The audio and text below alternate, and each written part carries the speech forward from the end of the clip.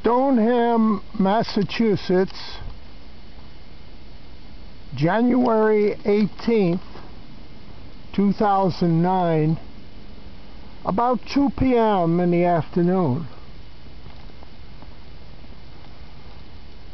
The snow has let up a little, but it was coming down at the rate of an inch an hour for the last 2 hours.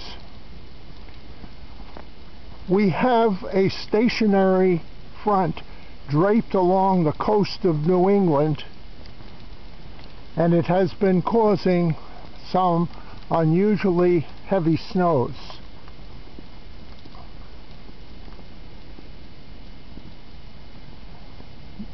Another wave of low pressure may develop later this evening and cause a couple of inches more to the coastal areas.